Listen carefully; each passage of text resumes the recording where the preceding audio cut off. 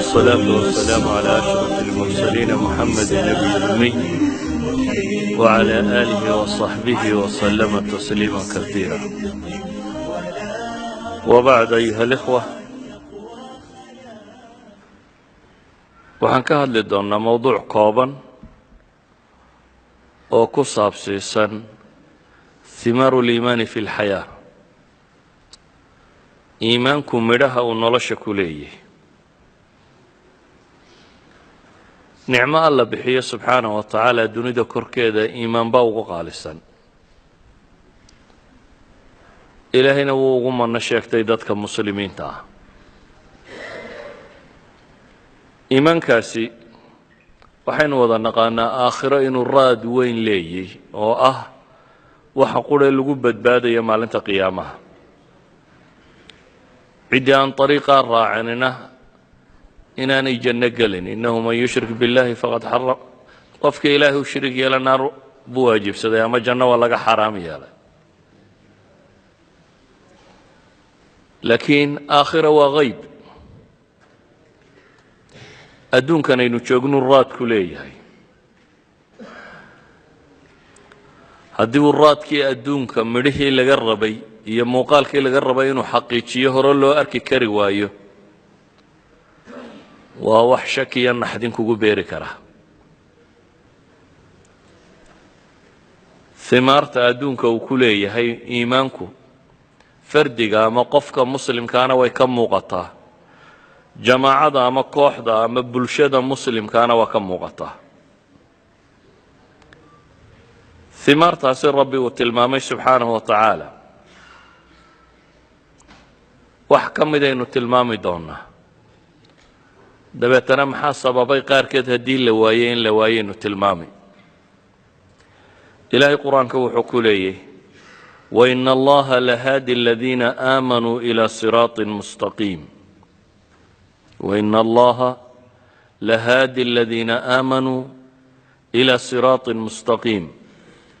rabbi subxaanahu wa tacaala wuxuu ku hanuuniyaa kuwa mu'miniintaa jid toosan.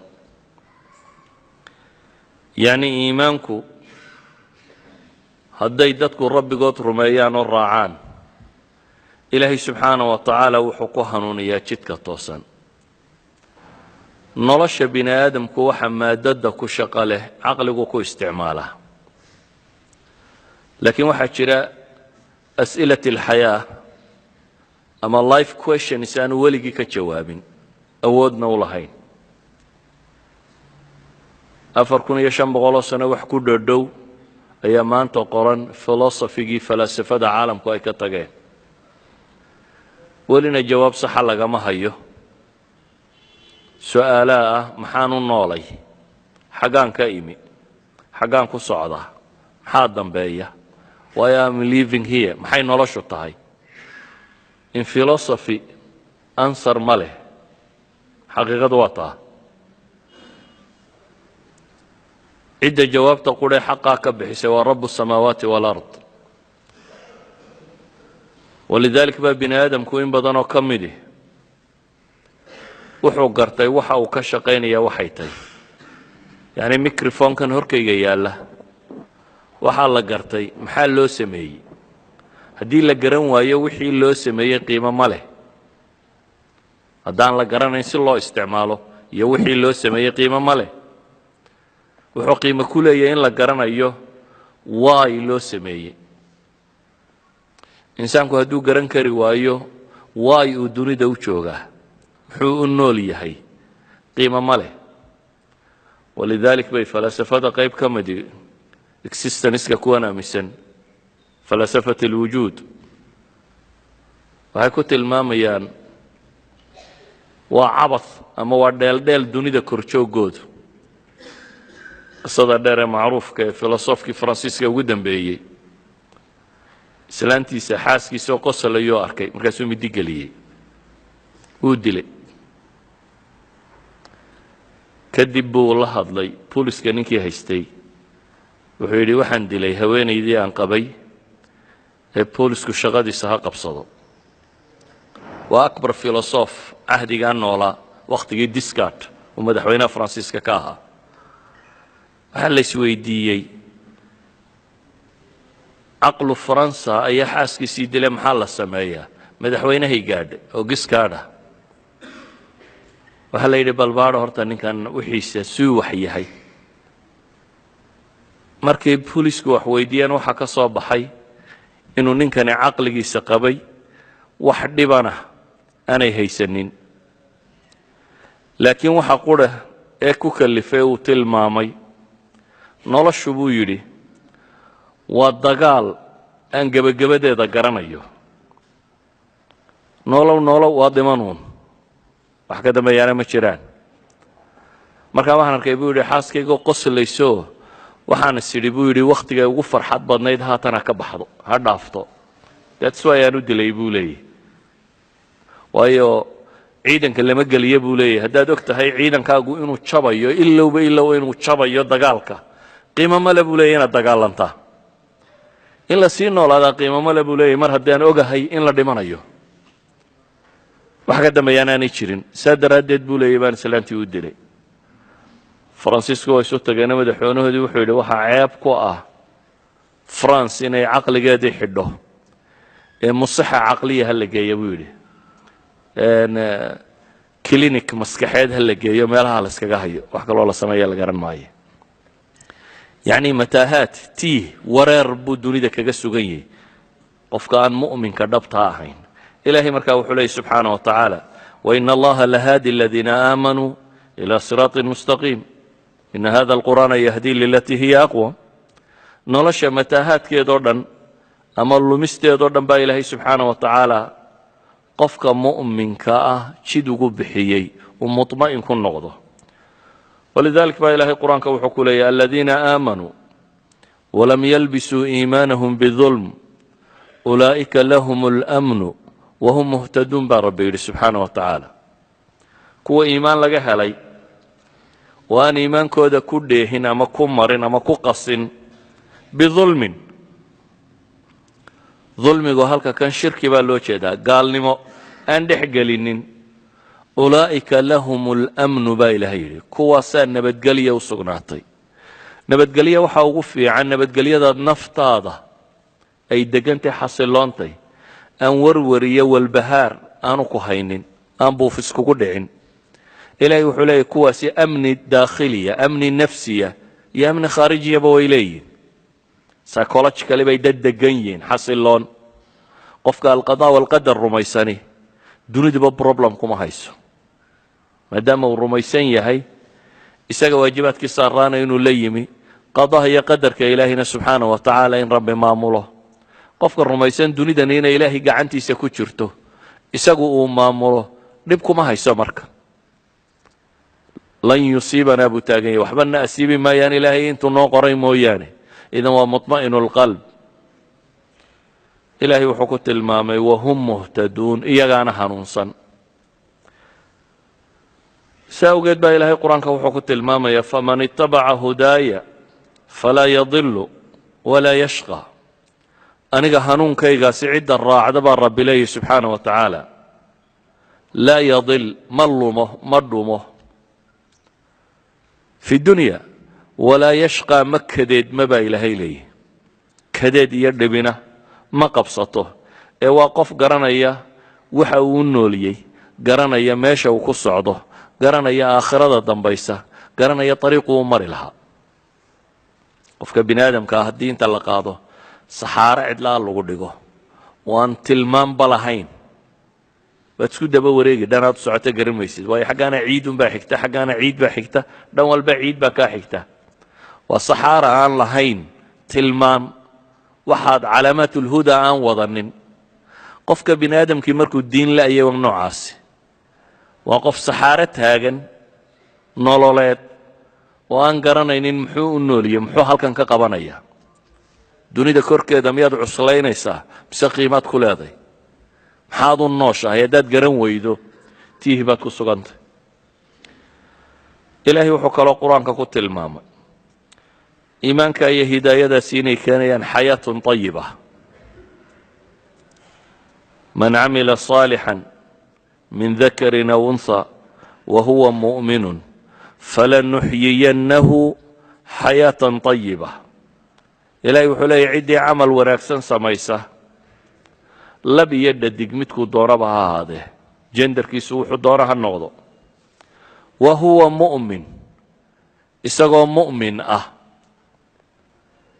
camal suuban ayuu sameeyey isagoo mu'minna ah kaa ilaahay wuxuu ku dhaaranayaa falanuxyiyannahu adawaatu tawkiid baa laysugu geeyey laam iyo nuun iyo falanuxyiyannahu noolaynee oo noolaynee oo noolaynee baa ilaahay leeyahy xayaatan طayibatan nolol fiican baanu kaa noolaynaynaa baa ilaahay leeyahy subxaana wa tacaala nolosha fiicani sideedaba ma aha waxa gacanta bini aadamka ku jira how much you have intaad gacanta ku haysataa ma aha nolosha fiicani nolosha fiicani waxa weeyaan intaad iimaan haysataa intaad degan tahay intaad nolosha xasilooni ku qabtaa intaan warwar iyo walbahaar ku haynin intaad psychologically qof degan oo xasiloon tahay saxaabadii nebi maxamed waxay noolaayeen iyagoo qaarkood wax la cuna baan haysanin bale nebi maxamed baa noolaa axadu saxaaba baa nebiga u yimi oo gaajo ka cabanaya wakhtiyadii hore ay nolosha ku adkayd ee ay hijroodeen markaasuu beerka marada ka qaaday isagoo dhagax ku xidhan nebiguna calayhi salaatu wasalaam beerkuu marada ka qaaday wuxuu tusiyey isagoo laba dhagax isna xidhan yihi waa nebi maxamed oo laba dhagax xidhan gaajo daraaddeed laakiin nolosha rasuul alla soo dirto ahliyaya buu ahaa nolosha qof mutma'in ku ah buu ahaa nolosha adduun waa dadkii wax ka bedelay qaadada u ahaa cid aan xasiloonayni wax ma bedesho ilaahay wuxuu ku tilmaamayaa kuwa kani iimaan iyo camal saalixa ciddii laga helaa nolol طayiba ayuu leeyihi ciddii laga waayaa iyadu maxay leedahay ilaahay baa wuxuu leeyahy waman acrada can dikrii faina lahu maciishatan danka wanaxshuruhu yowma alqiyaamati acma waman acrada can dikrii aniga xuskayga cidda ka jeesata baa ilaahay leeyahy subxaana wa tacaala faina lahu maciishatan danka nolol cidhiidhiya buu leeyihi nolol cidhiidhiya nolosha cidhiidhigii waa maxay waa in bini aadamku maalan inuu geerida nolosha ka jeclaado isagoon wax ka horeeyana garanayn ka warran maanta adduunka aynu ku nool lahay siiba western society-ga oo wax haysta dhaqaale haysta dadka ugu badan ee isdilaa waa dabaqadda sare maaha abaqa alkaadixa wax mahaysatada maaha dabaqadda ugu badan ee suicide-ka samaysa waa injineerada dakaatirada looyarada iyo waxa ka sii sarreeya abaqa alwusta middle classka iyo inta ka sarraysa isdisha bale waxaa la yidhaha dowladaha yurub ka midaba waxay garan weyday dadku muxuu isu dilayaa maxaa nolosha loo nacay qof bini aadam inuu geerida nolol ka doorto waayu tan u nacay isagoon meel kalena wax ku ogeyn waxay yidhahdeen waxaynu u baahanay si bal mushkiladdan xalkeeda loo raadiyo in dadka questionnaire la siiyo oo la weydiiyo qof waloo isdilayaaba sababta uu isu dilayo xoolahan iyo deymahan lagu lahaa iyo waxaan dhaqaalaana si xal loogu heli karo dadka ha la weydiiya bay yidhahdeen questionnaire ha la weydiiyo ah maxaa isu dilaysaan laakiin see loo garanayaa de ka isdilaya kaan isdilaynin dowladdu go-aan bay qaadatay ah inay iyadu samayso meel la isku dilo baarlamankii dowladda wuxuu qaatay in la sameeyo dowladdii waxay qaadatay meel la isku dilo inay dowladdu furto oo qofka lagu caawiyo inuu isdili karo lagu caawiyo qaabka la isu dilay ugu fudud inuu maro laakiin ay ka horeyso markuu qofku yimaado questionnaire in loo dhiibo oo laga qaado bal waxaan uu ka fakerayo iyo sababta keentay inuu isdiliyo waxaan in laga buuxiyo loo caqli celiyo haddii uu aqbali karayo in la yidhaahdo war noolo waa dhimanin hadduu se diido loo sahlo sida ugu fudud ee markaa nafta uga bixi karto ee ugu alamka yar ugu dhibta yar leh inuu isu dili karo dowladdu meeshii bay furtay questionnaire-radii baa la buuxiyey dadkii baa waday dadkii waxay noqdeen tiro aanay dowladdu filaynin waddankiiba qayb dhan oo ka mida kuyuu u gashay masalakhay dadka lagu biraynayay meeshii dadka lagu gowracayay kiyuu baa loo galay dabeetana dawladdii way gilgilantoo dib baa loo fadhiista waxaa la yidhi dhaqso ha loo xidho wixii dhimanaya ha dhintaane waxba yaan ku hesheeneer dambena la weydiinay waay dadka kani iyagoo dhaqaale haysta oo tujaara oo injineera ah oo maxaa la yidhaha looyara ah oo dhakhaatiira oo hanti leh oo aqoon leh oo laga yaabo waddankooda qaadada hogaamisa in badanoo ka mid inay yihiin waay ay isu dilayaan ama ay u jecel yihiin inay nolosha ka baxaan oo draggaasi cabbaan waxay leeyihiin alxayaat ayiba dunida bay leeyihiin dadka isugu isdil yar ee la hayo waa dadka muslimiinta ah recordkoodu waa below zero waa waxaan jirin buu ku dhow yihi ilaahay baa u ballan qaaday man camila صaalixا min dakari aw unhى wahuwa muؤmin falanuxyiyannahu xayaaةa طayiba baa ilahay yidhi kii ka jeestana ilahay wuxuu leeyay waman acrada can dikrii faina lahu maciishaة danka wanaxshuruhu ywma alqiyaamati acmaa nolol cidhiidhiya baa alle u tilmaamay waa ilahay qur-aanka wuxuu inoogu tilmaamayaa alaa bidikri اllaahi taطma'inu اlquluub ilaahay xuskiisaa bini aadamka qalbigiisa ku degaa qodobka saddexaad aan tilmaamayno qur-aanku wuxuu tilmaamayaa hadday dadku mu'miniin dhaba noqdaan in ilaahay hiilkooda garab taagan yahay allahu waliyu aladiina aamanuu ilaahay baa u weliya oo muciin iyo nasiir u ah ku gargaaro noqonaya aladiina aamanuu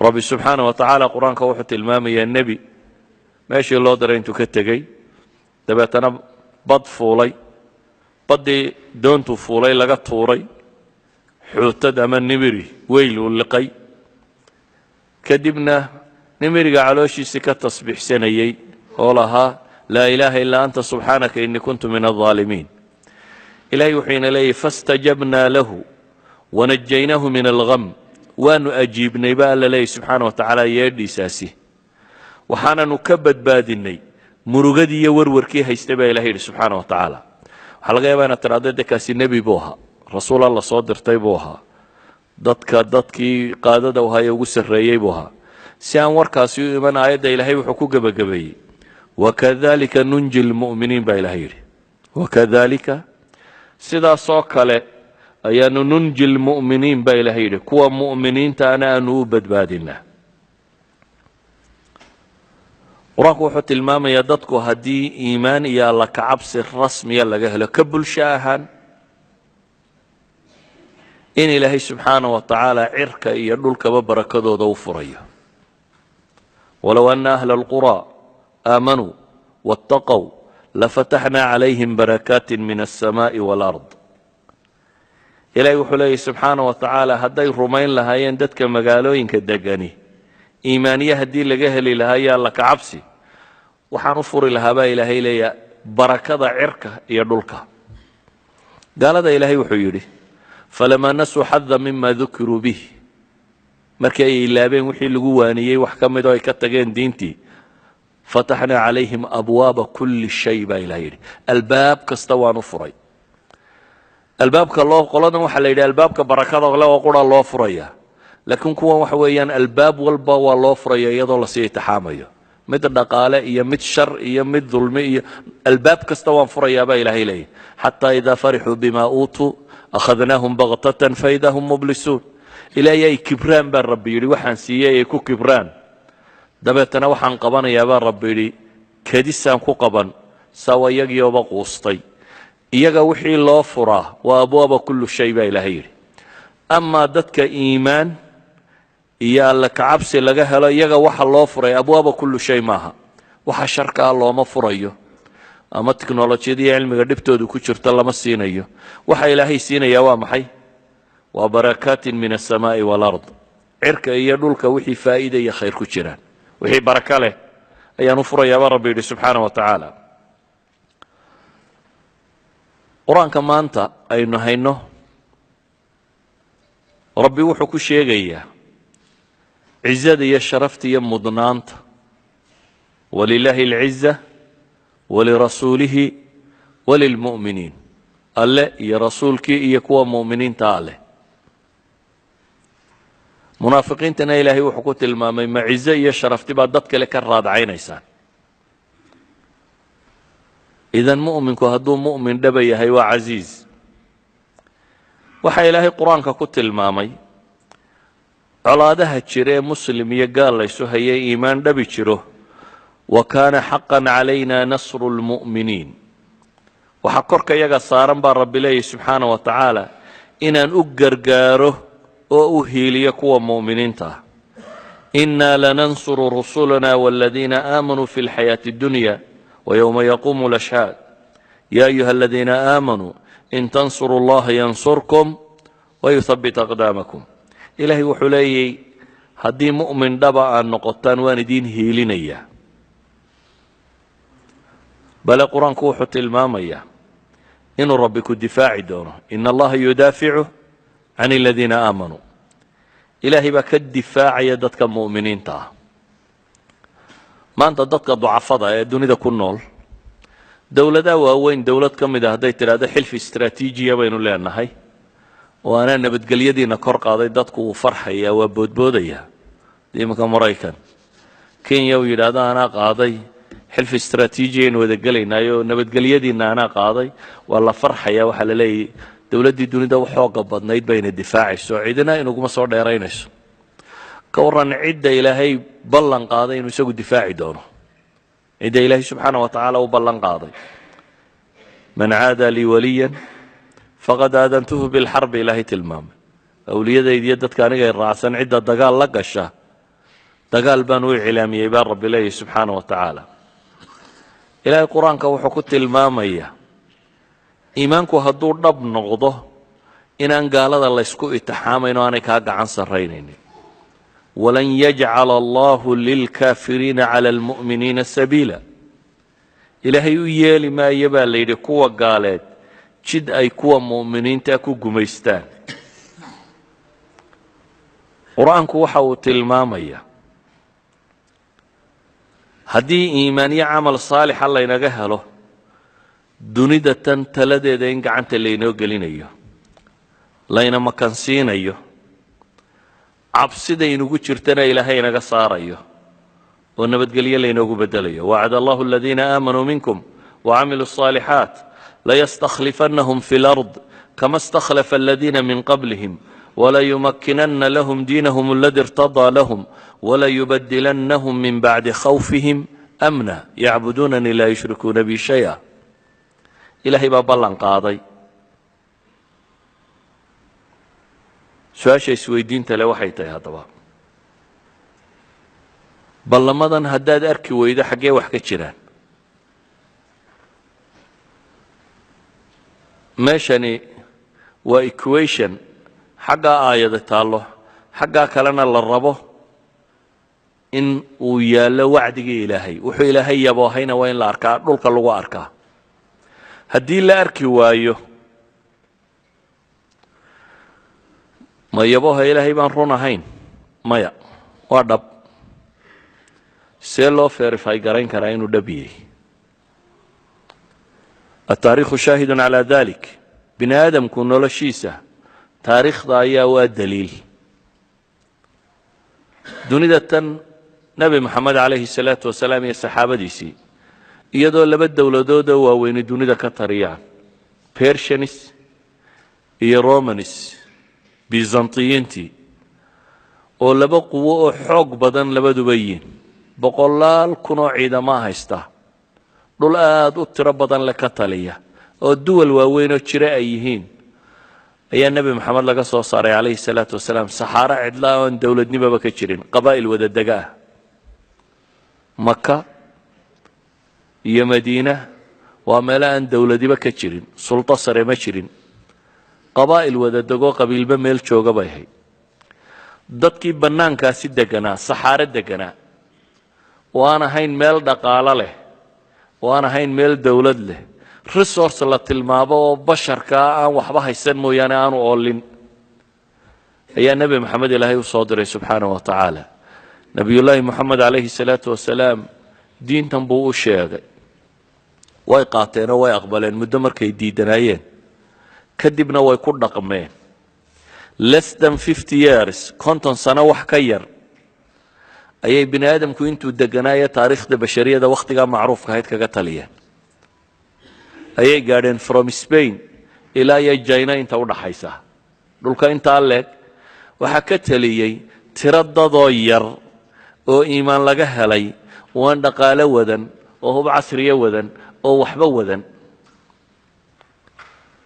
taariikhda bini aadamka waxay tilmaamaysaa dadku intuu mabda'an haystay 1000 sano ka badan inuu dunidan ka talinayay oo ay ahaayeen iyagu dunida dawladda koowaad oo aan cidi labaynaynin in every aspect hadday cilmi tahay way hogaaminayeen oo hadday dhaqaale tahay way hogaaminayeen oo hadday cadaalad iyo bini aadamnimo tahay way hogaaminayeen oo hadday diin tahay way hogaaminayeen wax kastoo bini aadam miqyaas looga dhigo wax kasta oo nolosha measurement ama value lagu qiimeeyo ah way ku hogaaminayeen waxaan leenahay waxa la xaqiijiyey waxyaabihii rabbi yaboohay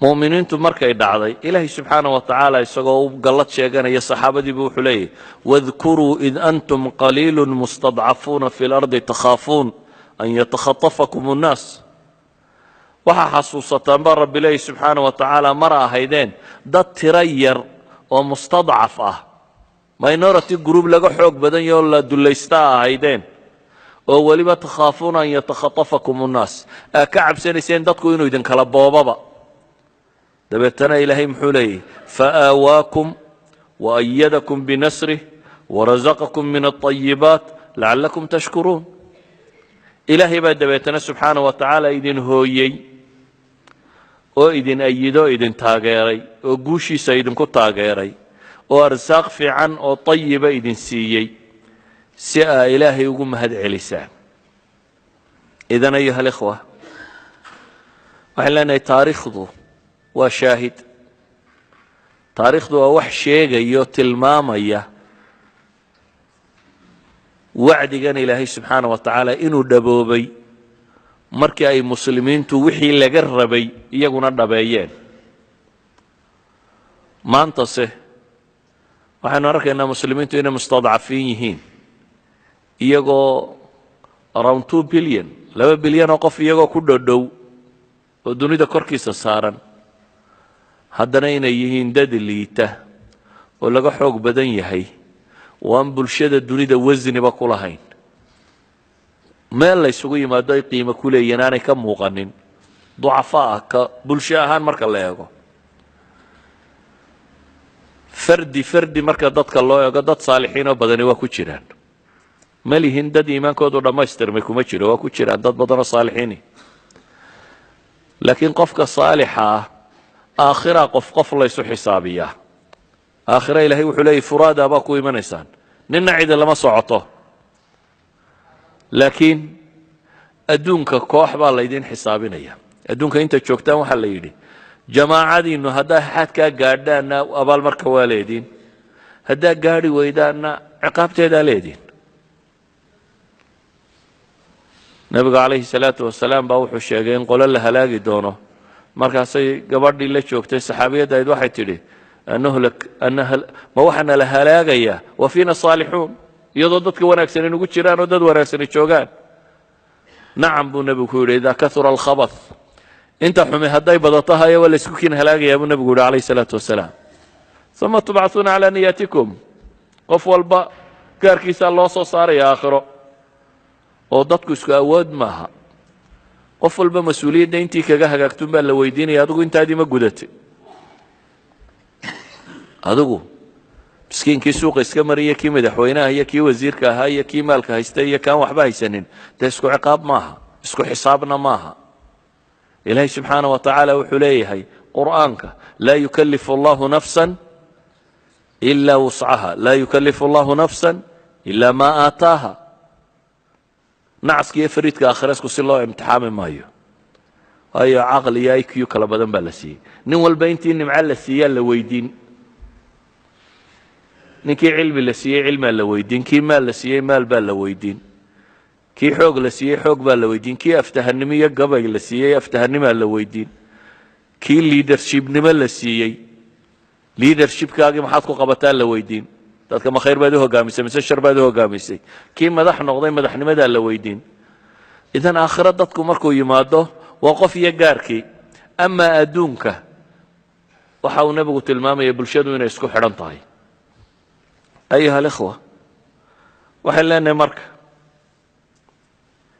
iimaanka aan eegno iimaankeenna tijaabino nebigu calayhi salaatu wasalaam wuxuu leeyahay iimaanku wuxuu u gaboobaa sida maradu u gabowda buu nebigu yidhi marada haddaad xidhnaato marka dambe waa maxay waa gabowdaa ee iimaanka cusboonaysiiya buu nebigu yidhi calayhi salaatu wasalaam ilaahay taacadiisa iyo cilmiga iyo aqoonta iyo muxaadaraadka iyo dikriga iyo diinta ku cusboonaadaa oo qofka iimaankiisa uu dib ugu soo noolaadaa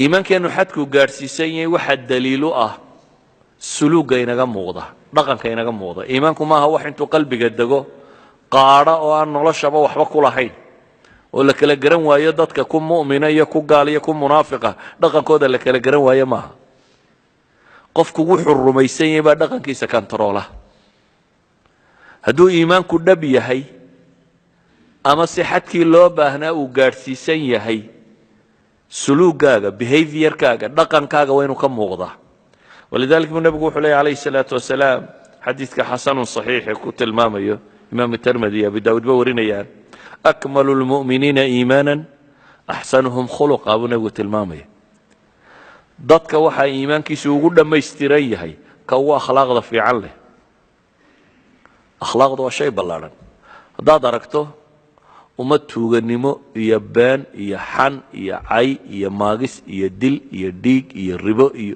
wixii macsiba la sheegay ku jirta iimaankeedu intuu gaadhsiisan yahay marka ilan waa iimaan waxaan celiyaa qofka iimaankiisu xadku gaadhsiiyey nebi moxamed wuxuu leeyahy calayhi salaatu wasalaam laa yazni الzani xiina yazni wahuwa mu'min qofka zinaysanaya ma zinaysto wakhtiga uu sinaysanayo isagoo mu'min oo kamaaluliimaan ku jira laakiin wuxuu zinaystaa xad iimaankiisu intuu daciifay uu xaaraanta ka celin kari waayey qur-aanku wuxuu inoo sheegaya dadku hadduu iimaankiisu xoogan yahay nebi yuusuf oo gabadhii boqorkuba qabay oo qurux badan say culammadu sheegaan albaabada u xidhatay oo keligii uu yey oo uu addoon yahay oo dadku meelahay reerahoodu degan yihiin waxay sidhaan waad ceeboobi iyo haddii lagu maqlo meel lagu ceeboobaba aanu joogin dhulkiisi iyo dadkiisiiba aanu la joogin oo uu keligii yahay oo ay weliba iyadu hunguraynayso ay leedahay hayhaat ay leedahay soo dhowow dabeetana uu leeyahay macaada allahi inahu rabbii axsana mahwaaya waa iimaan macaada allah buu leeyahy inahu rabbii axsana mahwaaya iimaan baa u diiday inuu zinaysto isagoo gabadh qurux badan oo boqortooyada gurigiisii joogta oo albaabada xidhatay iyo daaqadaaba oo cidlo ka heshay oo weliba ka xoog badan uu addoonkeedii yahay iyo shaqaalaheedii uu yahay oo ka rabta ficilkan inuu sameeyo ayuu diidan yihi kan suuqa habla yar looga taaglayay markaa isaga iimaankiisu intuu gaadhsiisanya isagu daba ordaya lacagta ku bixinaya gaadhiga watee ordaya yani waxa weeyaan iimaankaa daciifay oo xad gaadhay aanu zine kaa celin karin nebi maxamed wuxuu leeyay walaa yasriqu saariqu xiina yasriq wahuwa mu'min tuugu wax ma xado wakhtiga uu xadaya isagoo mu'mina yani waxa weeyaan dacfun fi liimaan ma lihin iimaanku zero buu maraya laakiin dacfun fi liimaan beersant yar baa ku jira waayo iimaankiisi wuxuu ka celin kari waayey iimaanku waxa loo baahan yahay xaddulyaqiin inuu gaadho maalan haddii lagu yidhaahdo guriga kan gabadha dunida u qurux badan baa joogta waxaa lagu ogolaya inaad la tumato intaad doonto shardi quray ku xidhantahy wakhtigaad dhamaysato tuumashadaada waa one way out dib loo soo noqon maayo albaaba xagga hore ka furan xaggaa dab baa ka shidan naartaad ku dhacaysaa un gal dabaqan sare intaad doonto tumo den hore u soco bini aadamka intee yeeli lahayd gurigaa dab dhinaciisa lagu shido la yidhaahdo galoo xagga kale ka baxa cidina ma yeesheen waayo indha ku garaadle iimaan dhabuu rumeeyey dabkaa in la gelaya haddii meesha la gala dee socaga maaha qofka rumaysan aakhiro in naar la gelayo haddana wadaa waxaan leenahay dacfun fi liimaan baa jira, iimaankaa hoos u dhacay, iimaankaa tamartiisu yaraatay. saa awgeed buu nebigu calayhi salaatu wasalaam wuxuu leeyahy macaasidatan ribo leh ee khamri leh ee muubiqaadkii ah, shirki leh ee sixir leh ee cuquuqulwaalidayn leh, waalid la caasiye leh, waxaasoo dhami waa macaasida waaweyn. kabaa'irta inaad ku dhacdo ee tuuga leh inaad ku dhacdo haddana adoo iimaan le macnaheedu waxa weeyaan dacfun fi liimaan baa jira. haddiiba ay caan noqoto ka waran, basharku markuu badan yahay qof iyo laba iyo saddex iyo afar iyo shan waxada ama waxsooydeer waa la helaa, laakiin haddaabay noqoto wax lagu faano ka waran. ninkii hebel dowladda u galay oo wallaahi sanadkii uu ku jiray reerka wax fiican buu u qabto, dee labadaa daqiiq ka soo dhistay intii uu meesha joogay, dadkuba uu ku faraxsan yahay soo maaha. yani cid le ninkani tuug buu noqdayoo intuu meesha yara tegay buu dadka soo xaday. gaal iyo muslim toona in la xadaa ma banaana, ama dowlad gaal ha noqoto ama dowlad muslim ha noqoto, qofka muslimka tuug maaha. dowladdaad u shaqaynaysaa mid kristan ha noqoto, mid beegana ha noqoto, mid muslima ha noqoto, marnaba adiga tuuga kuuma banaana. waxay isweydiinta le markaa haddii la ysugu faano ama dadkuba ay isku maamuusaan oo la yidhaahdo wararkaasi waa nin raga, berigii shaqada yar loo diray si fiican buu uga gacan qabsaday, inuu ninkani waxaday wax lala sii yaababa maaha, laakiin wax lala yaabo waxa isbedelay, xumihii baa samaysu bedelay. hadday faan noqoto ninkani markaa reer hebel la isdilayay nin ragu hayo wallahi boqol buu aakhira u diray oo lagu soo dhaweeyey ka waran, waa boqol qof oo muslim oo masaakiina buu aakhira u diray. ammaan ay noqoto yani waxa weeyaan bulshada waxa isbedelay markaasi aragtideedii iyo qiimaynteedii, iimaankeedii baa isbedelay. ضعف في الإيمان أيها جرا. نبي الله محمد عليه الصلاة والسلام أما بقرآن كهدين ويقنه مثلا وحاوق بدنا نسمي الناس صلاة ماها، صلاة هو إيمان عملية، صلاة هو قفك بني آدم كوا أقبلي إلهي سبحانه وتعالى أوامرتي سينفليه. قفك بني آدم كا ما يشكوه صر ريساد إلى لسان صبحي wejigaaga ma jeclid subaxii isagoo xabajale ama uskaglaama in cidi ku aragto, soo fool dhaqataa, waad si soo hagaajisaa, reer magaalkan dambana de kariimiye waxbaabuu soo marsadaa, adigoo dhalaalayaad soo baxdaa. laakiin waxaad ogashay wejiga caynkaas iyo halka kabaa la dhigay inaad dhigto. sujuuddu waa maxay? sooma halkaad caggaa ku haysay inaad madaxa saartid. daadminis waxa weeyaan ilaahayo waa isu kaa dhiibay baad leedahay, ilaahu waxaan aqbalay wixii aad fartay inaan yeelo. ninka sidaa yeelay ee halkuu kabaha saaraya ama cagaha dhigayay, cagtiisa halkuu dhigayay, aqbalay inuu fooda dhigo, macnaha ka dambeeya waxa weeyaan ninkani wuxuu aqbalay totally inuu isdhiibo, waa total submission. qofkani waxa weeyaan wuxuu aqbalay inuu ilaahay subxaana wa tacaala servant u noqdo, cabdun min cabiid illahi inuu soo baxo.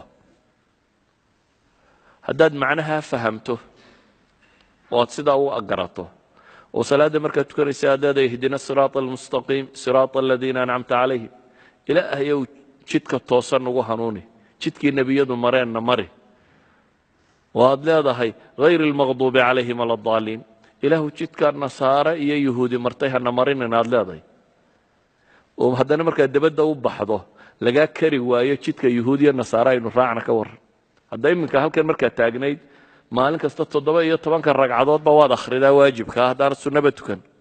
17 ba ilaahay baad baryaysaa, foodaad dhulka ku haysaa oo waxaad leedahay ilaahu jidkii nebiyadana ay mari, jidka gaaladu martayna hay marinin baad leedahay. albaabka masaajidka markaad ka baxdana jidkoodaad qaadaysaa. waxbaa qaldan markaas oo maaha, waxbaa qaldan, ama salaadan baan la fahmin ama jidkan baa loo haystaaba dee jidkii muslimka inuu yahay. waxbaa qaldan siba wax isweydaarsan yihin. ولذلك إلهي القرآن كوحكت المامية إن الصلاة تنهى عن الفحشاء والمنكر با إلهي صلاة فحشقية منكر كيدتك كالرابطة حماها إيا الزنادة إيا وحنا ودنبا الرابطة وهي قفك صلاة سيدة تنفهمي إفواد دولك كوهية possible ماها مركا أوبحه إنه هدنا حاجة كلك هو إدارة طريقي أما صلاة دي نفهمين صلاة دان مركا صلاة دي أهين صلاة دا خلل وكتشره صلاة سيدي في عريدة للربي الله ودين. مثل النبي محمد عليه الصلاة والسلام وحط المامية صومك waa junna baa la yidhi. junnadu waa gaashaan. soonku waa waxa qofka muslimkaa wax ka celiya. waxaa lagu yidhi haddaad sooman taho xataa lagula dagaalamo marka kale caadigaa haddii lagula dagaalamo jasaau sayi'atin sayi'atun milahaa weeyaan. laakiin haddii lagula dagaalamaad soomantay waxa la yidhi waxaa tidhaha innii saa'im, ha dagaalamin, training nafta sii. ka warran haddaad soomanto adigaba dadka lagaaga taag waayo, waanad sooman tahay, kan dagaalamaye dadka dilaya ee weerarka wadee caynkanina uu adiga yahay. dee macnaheedu waxa weeyaan soontaynan fahmin. rabbi subxaanahu wa tacaala wuxuu inoo tilmaamayaa zako. qur-aanku zako tilmaamaya. zakada waxaa la yidhi ha laga qaado, waayo tahiir bay samaynaysaa. qofka bukhliga, xaasidnimada, adayga, qallafsan, waxaan oo dhan bay ka tahiraysaa baa la leeyahy. haddaad bixin weydo maxaa isbedelaya oo lagaama fujin waayo hantida? yani su-aasha meesha taalla waxa weeyaan islaamka waxaa qur-aanku uu sheegay waa xaqiiqo dhab ah. rabu samaawaat baana soo dejiyey, alcaliim alkhabiir, noloshoo dhan gun og, waxa kuu cuntama yaqaan iyo waxaan kuu cuntamin. alaa yaclamu man khalaqa wahuwa latiifu alkhabiir. ilaah ku gun og baa kuu soo dejiyey inuu kitaabkani ku hago. waxaanu kuu ballan qaaday marka aad raacdo inaad waxan hesho. ciddii raacday way heshay, casiis sharaf lana way noqotay, dad dunida ka taliya oo madax ka ah. taariikhda waxay qortaan tusaale kaa siiyo. ingiriiska waxaa ka talin jiray nin la yidhaahdo george athani, georgeka labaad, george the second. george the second 4 waddan oo yurub uu ka talin jiray. boqortooyada reer yurubku iyaga isguurguursan jiray. markaa wiil baa laga yaabaa dhaxaltooyo inuu helo 4 dowladood boqortooyadood. wuxuu ka talinayay ingiriiska, wuxuu ka talinayay norway, wuxuu ka talinayay sweden, 4 waddan buu boqor u ahaa. dabeetana hishaam الثالث boqorkii la odhan jiray ee muslimiinta, oo aan weliba khilaafadii weyneyd ee dowladnimada islaamiga ahayn, waa umawiyiinta intii yarayda ka hadhay ee andalusiya intaa goosatay, ayuu waraaq u soo qoray. waraaqda wuxuu codsanayaa, waxaan soo dirayaa buu yidhi koox ay hogaaminayso inanaan adeer ruba u ahoo walaalkay dhalay. waxa aan rabaa buu leeyay beledka iyagaa 4tiisa dacalba jahli, aqoon daraanna haysa, idinkuna cilmaa ka dheragteen. waxa aan kuu soo dirayaa buu leeyay inaad gruubkaasi inantaan adeerka u ahay hogaaminayso scholarship inaad siiso. oo ingiriiska scholarship baryaya oo ka baryaya caalam alislaami. ma taqaanaa waraaqda wuxuu ku saxeexay? wuxuu ku saxeexay min khaadimikum almuطiic george athani إلى خليفة المسلمين هشام الثالث. wuxuu soo qoray your obedient servant George the second. waxaanay ku socotaa maxay? from that man bay ka timi. georgekii labaad ee addoonkaagii ku yeelayay ahaa ayaa soo qoray waraaqda, waxaanay ku socotaa khaliifada muslimiinta u talisa. maxaa cizadan kan siiyey, kanna dullinimada siiyey? kuwan islaam bay dhabaynayeen. muslimiintu markay ka tageen wixii rabbi siiyey iyo iimaankii la rabay inay dabaqaan iyo diintay rabeen inay qaataan, ducafay noqdeen. wax walba innagaa barina maanta, qaxoontigeennii baa meel la dhiga lalaayay. everything, cilmi iyo science iyo dowladnimo iyo waxaa maaha, beriskeennu barinaa. wax kastaba, bale waxaynu u aragnaa xataa inferiority complexka inugu dhacay, yani cuqda nafsiya,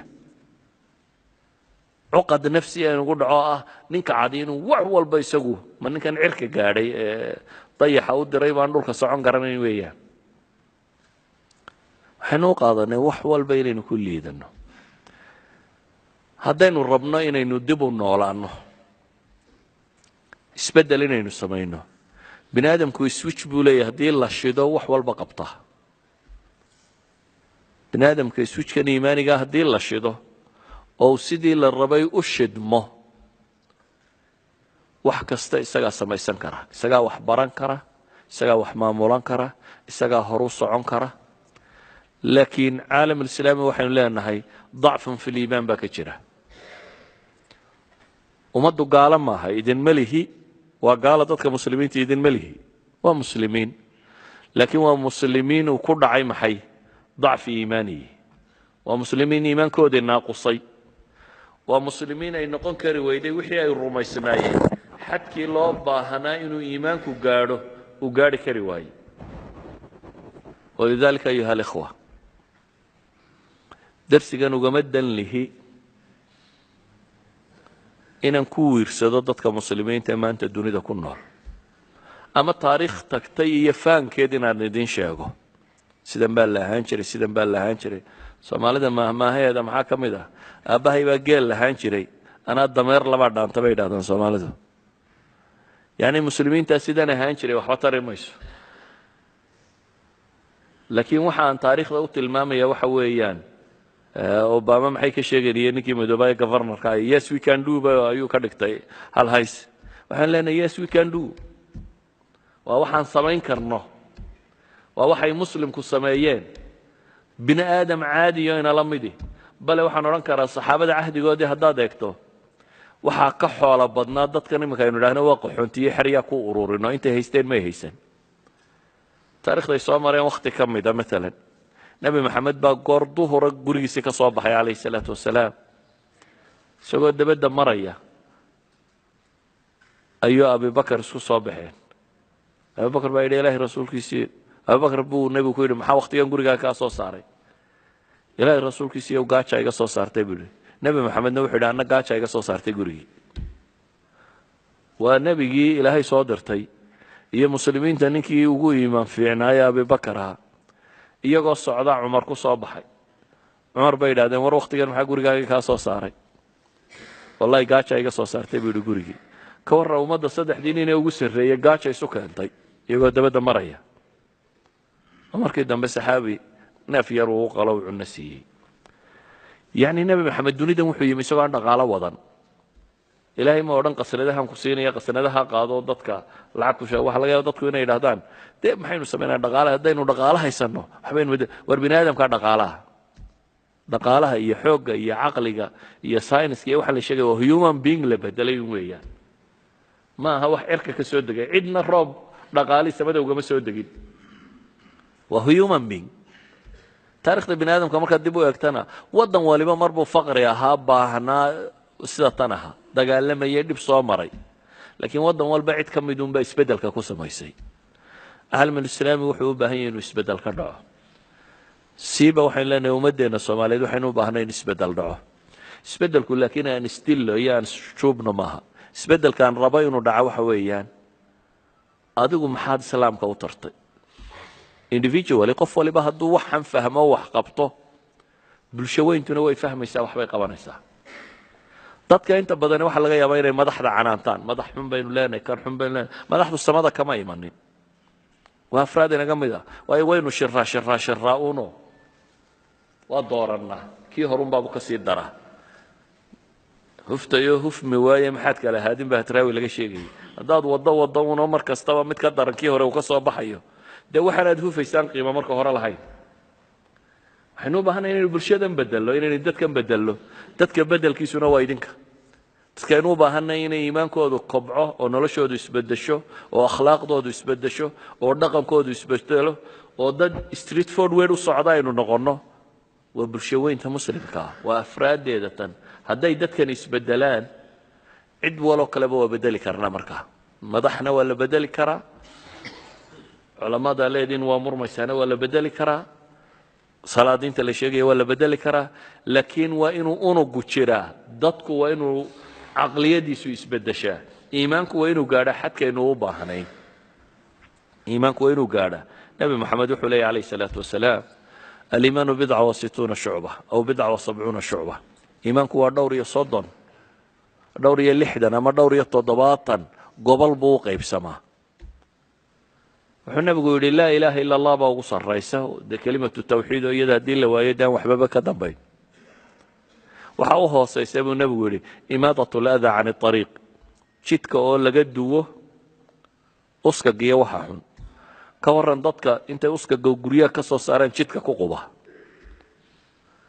yani waxaynu fahmi kari weynaa adcafu liimaan kii ugu hooseeyaynu garan kari weyne tii la yidhi iimaanka waa ugu hoosaysaa waxay ahayd in waddooyinkeennu nadiif ahaado haddii waddooyinkeennu cagsigeeda ahaato macnaheedu waxa weeye adcafu liimaan walxayaau min aliimaan buu nebigu yihi xishoodkuna iimaanku ka mid yahay haddii ummaddu xishoon weydo ka waran qof waliba wax dhaco wax boobo wax khiyaamayo yani calaamaadkii nifaaqa haddii laynagu arko ka waran nebigu calayhi salaatu wasalaam wuxuu tilmaamaya munaafiqu waa qof uurkana ka gaala dushana ka muslima waxaa laga yaaba inu salaada kula tukado oo ilahay baa qur-aan ku sheegay waidaa qaamuu ila salaati qaamuu kusaala yuraa'uuna annaasa walaa yadkuruuna allaha ilaa qaliila ilahay baa qur-aan ku sheegay inay wax ka tukanayaan laakiin salaadaan macno badan samaynayn bay tukanayaan munaafiqa adigu garan kari maysid qalbigiisa waxa ku jira laakiin waxaa layna siiyey astaamo ficilkiisa haddaynu ku aragno loo istidlaalo waxaa ka mida buu nebigu yidhi haddii la aamino waxbuu khiyaameeya ammaanadu xoola ha noqoto sir ha noqoto sulto ha noqoto maamul ha noqoto waxay doonaysaa noqoto haddii ammaano loo dhiibo u khiyaameeyaa buu nebigu yidhi calayhi salaatu wasalaam hadduu warramona been buu sheegaa buu nebigu leeyahy hadduu ballan qaado wuu beeniyaa wuu buriyaa hadduu murmo muranku wuxuu la gaadhaa diinka baxyo meel daran buu ula kacaa yani calaamaadkaasi hadday bataan macnaheedu waxa weeyaan halkii calaamaadka iimaanku inugu badan lahaaba waxa inugu batay maxay cagsigeedii oo calaamaadkii nifaaqa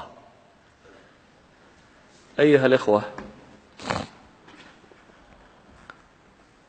cashirkan ama deriskani markaa wuxuu ku kooban yahay laba qodobo qura inaynu isla fahamno ilaahay ballankiisa iyo wuxuu inoo yaboohay ma aha war wadaad waxaan idin akhriya waa qur'aan aayado qur'aan ah oo daahiro qof waloo caami fahmi karo maaha aayado culamo loo doonayo fasirkeeda ina aladiina aamanuu wacamiluu saalixaat qof u baahan in loo fasiraa ma jiro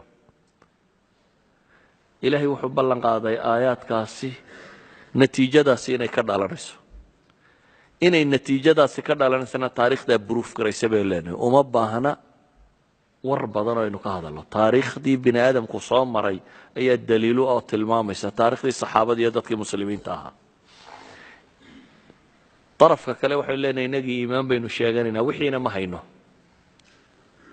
iimaankiina waynu sheeganaynaa dee maynan gaaloobin wixiina ma hayno waxaynu leenahay ka majmuuca baan iimaankeenu gaadhsiisanayn halkii loo baahnaa afraad saalix oo badani dadka waa ku jirta dad ilaahay ka baqaya dad ilaahay ka cabsanaya